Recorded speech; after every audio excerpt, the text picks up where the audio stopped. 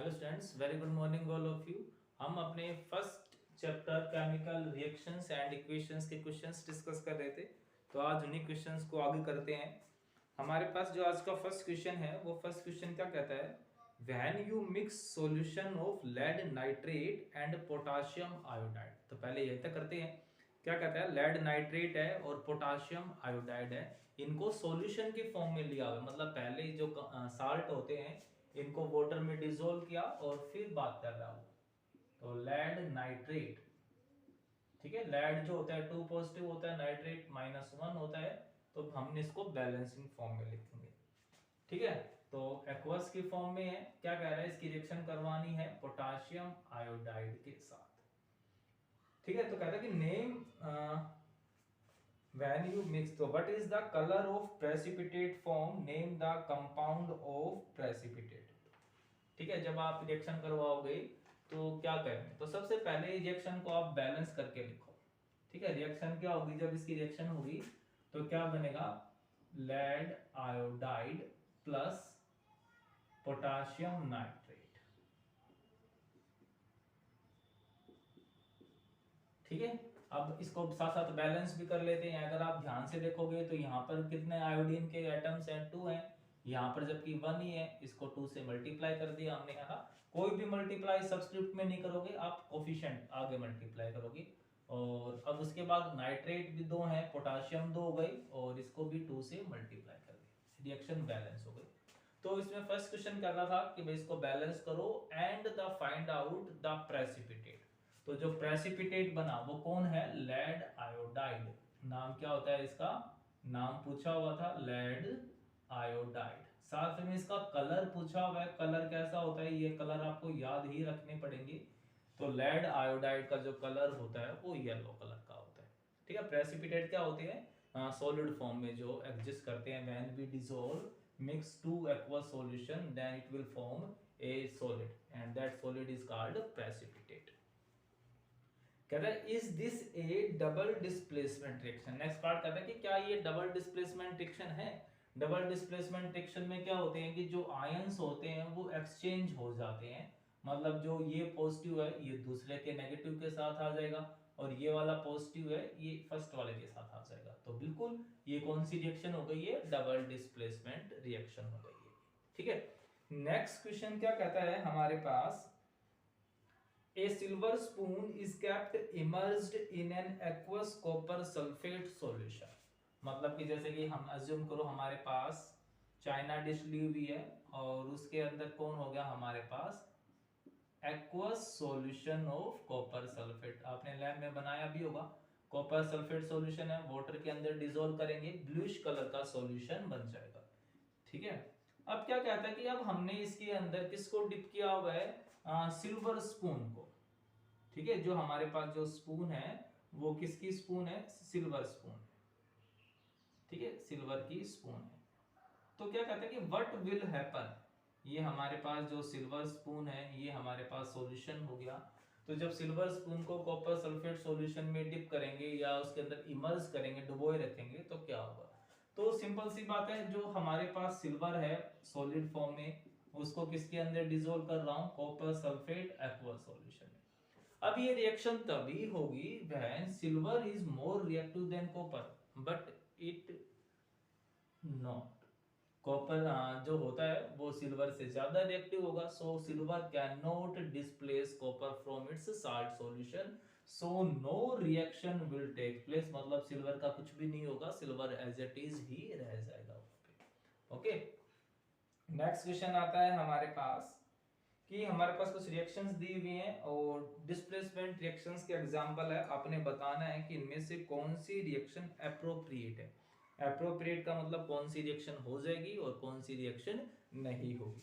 तो एग्जांपल्स दिए हुए हैं। फर्स्ट है हमारे पास आयोडीन सॉलिड एंड रिएक्शन की हुई है इसकी NaBr एक्वस। ठीक है, सेकंड है Cl2 gas with NaI solution. Third one है Br2 liquid plus NaCl aqueous.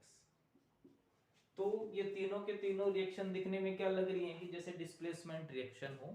तो पूछ रही कि इन तीनों डिस्प्लेसमेंट रिएक्शन में मोस्ट अप्रोप्रिएट रिएक्शन कौन सी होगी, कौन सी रिएक्शन होगी जो हो जाएगी और कौन सी रिएक्शन नहीं हो सकती है।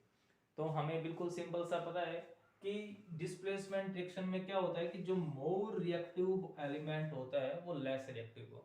अगर वो मेटल है तो more reactive metal less reactive metal को, अगर वो नॉन मेटल है तो more reactive non metal less reactive non metal को।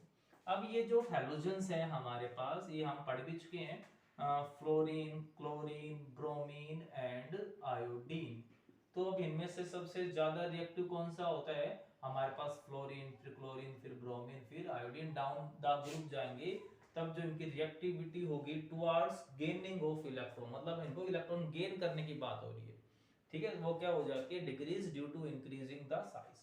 तो जो आयोडीन है वो ब्रोमीन से क्या होगा, लेस रिएक्टिव है, तो रिएक्शन नहीं हो पाएगी। नेक्स्ट रिएक्शन जो क्लोरीन है, क्लोरीन क्या हो गया, आयोडीन से ज्यादा रिएक्टिव है ना। तो इसका मतलब क्या होगा कि तुरंत क्लोरीन इलेक्ट्रॉन ले लेगी और आयोडीन को क्या कर देगी, ऑक्सीडाइज कर देगी, खुद रिड्यूस हो जाएगी। तो क्या बन जाएगा यहाँ से 2NaCl प्लस I2। I2 क्या हो गया यहाँ पर, ऑक्सीडाइज हो गया, लॉस ऑफ इलेक्ट्रॉन हो गई, -1 से किस में पहुंच गया, ये 0, मतलब it is also example of redox reaction. In next reaction bromine which is less reactive than chlorine towards gaining of electron, so this reaction always do not occur, ये रिएक्शन भी नहीं होगी, ठीक है। नेक्स्ट एग्जांपल, जो next question है, कहता है कि why does blue colour of copper sulphate solution, हमारे पास कोई सॉल्यूशन है कॉपर सल्फेट, तो उसका जो ब्लू कलर है start fading when zinc rod is dip. क्या कहता है, हमारे पास कॉपर सल्फेट सॉल्यूशन है और हम उसके कॉपर सल्फेट का कलर कैसा होता है, ब्लू, ठीक है। तो जो कॉपर सल्फेट जो ब्लू कलर का है, जैसे ही उसके अंदर हम जिंक की रोड डिप करते हैं तो वो क्या हो जाएगा, जो उसका कलर होगा fade, starts to fade. Fade का मतलब क्या हो गया कि जो कलर था वो कलर फीका होना स्टार्ट हो जाएगा, ठीक है, जो कलर होगा वो क्या हो जाएगा, वो फीका होना स्टार्ट हो जाएगा। तो ऐसा होता क्यों है, ये क्वेश्चन में पूछा गया है, ठीक है। तो सिंपल सा रीजन होगा, हमारे पास कॉपर सल्फेट सॉल्यूशन है और इसके अंदर हम क्या ऐड कर रहे हैं, जिंक ऐड कर रहे हैं। तो अब देखो यहाँ पर जो जिंक है उसकी रिएक्टिविटी कॉपर के कंपैरिजन में क्या होगी, ज्यादा होगी, ठीक है।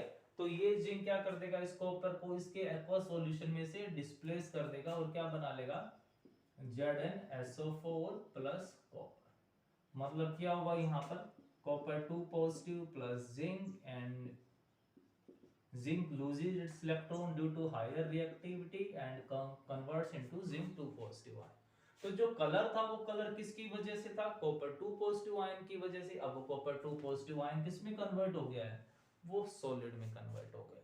तो जब कॉपर 2 पॉजिटिव आयन ही नहीं रहेंगे तो उसका कलर भी क्या हो जाएगा, धीरे धीरे फेड या डिसअपीयर होना स्टार्ट हो जाएगा। जब सारे के सारे कॉपर 2 पॉजिटिव आयन डिस्प्लेस हो चुके होंगे तो जो कलर होगा वो कलर कैसा हो जाएगा, colourless, because Zn2 positive ions have no any colour, Zn2 positive ions का कोई कलर होगा ही नहीं, ठीक है।